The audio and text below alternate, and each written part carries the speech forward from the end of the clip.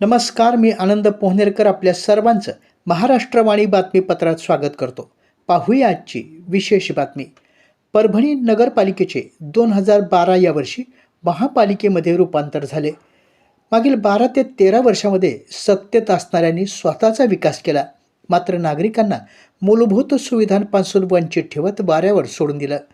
उपहासानं जगात जर्मनी आणि भारतात परभणी असं म्हणतात, मात्र जर्मनीने केलेली प्रगती ही परभणीत कुठेच दिसत नाही.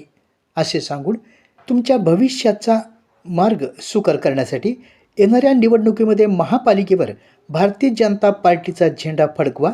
पुढील 5 वर्ष हा देवाभाऊ मुख्यमंत्री या नात्याने तुमची काळजी घेईल, असा विश्वास मुख्यमंत्री देवेंद्र फडणवीस यांनी उपस्थित जनतेला दिला.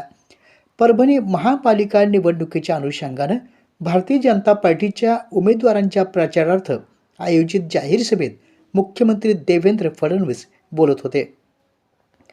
पुढे बोलताना फडणवीस म्हणाले, ग्रामीण भागातील नागरिक मूलभूत सुविधा मिळाव्यात यासाठी शहरात आले, मात्र त्यांना वीज, पाणी, आरोग्य या संदर्भात कोणत्याही सुविधा प्राप्त झाल्या नाहीत.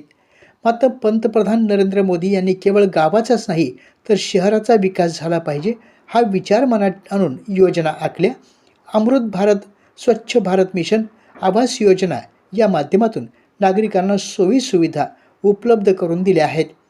परभणी शहराच्या विकासासंदर्भात बोलताना मुख्यमंत्री म्हणाले, परभणी शहराच्या विकासाच्या अनुषंगानं अंडरग्राऊंड ड्रेनेज, समांतर पाणी पुरवठा योजना यासारख्या योजना महापालिकेसाठी दिल्या असून या योजनेत असणारा 33% हिस्सा महापालिकेला भरावा लागणार आहे. मात्र सद्यस्थिती पाहता हा हिस्सा शासन भरेल, असं त्यांनी यावेळी स्पष्ट केलं. पंतप्रधान ई-बस योजनेतून परभणी महापालिकेला 40 इलेक्ट्रिकल बसेस उपलब्ध केल्या जातील. त्या अनुषंगानं वाहतुकीचा तसेच प्रदूषणाचा प्रश्न हा सोडवण्यात येईल. पालकमंत्री मेघना बोर्डीकर यांनी CIII सेंटर मंजूर करून आणलं आहे.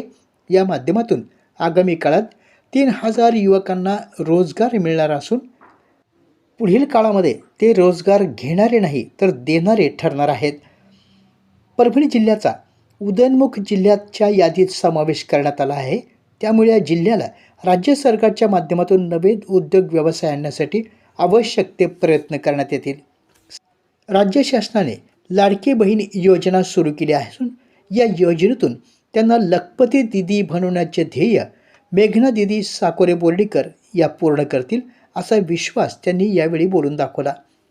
परभणी शहराच्या विकासासाठी भारतीय जनता पार्टी वचनबद्ध असल्याचे सांगून शहराच्या विकासात येणाऱ्यांना नेस्तानाबूत करण्यात येईल, असा इशाराही फडणवीस यांनी यावेळी दिला. शहराच्या विकासासाठी आणि तुमच्या भविष्याचा मार्ग सुकर करण्यासाठी मेघना दिदी बोर्डीकर यांना पालकमंत्री केले आहे. त्यांचे हात बळकट करून महापालिकेवर भारतीय जनता पार्टीचा झेंडा फडकावा. पुढील 5 वर्ष हा देवाभाऊ तुमची काळजी घेईल, असा विश्वास फडणवीस यांनी यावेळी नागरिकांना दिला. प्रारंभी पालकमंत्री बोर्डीकर यांनी राज्य शासनाने महिलांसाठी ज्या ज्या योजना आणल्या त्या योजनांची परभणी जिल्ह्यात पालकमंत्री या नात्याने प्रभावी अंमलबजावणी करण्यात आली असून शहराच्या विकासाची संपूर्ण जबाबदारी आपण स्वीकारली आहे. परभणी जिल्ह्याचा उदयोन्मुख जिल्ह्यात समावेश करण्यात आल्यामुळे आगामी काळामध्ये नोकरीच्या संधी या मोठ्या प्रमाणावर उपलब्ध होणार आहेत.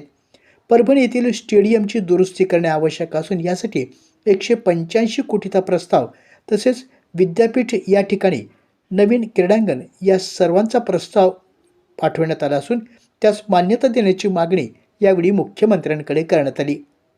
या कार्यक्रमास माजी आमदार रामप्रसाद बोर्डीकर, महानगर जिल्हाध्यक्ष शिवाजी भरोसे, उद्योग आघाडी प्रदेशाध्यक्ष प्रमोद वाघोडकर, ग्रामीण जिल्हाध्यक्ष सुरेश भुमरे, माजी जिल्हाध्यक्ष संतोष मुरकुटे यांच्यासह सर्व उमेदवार मोठ्या संख्येनं उपस्थित होते.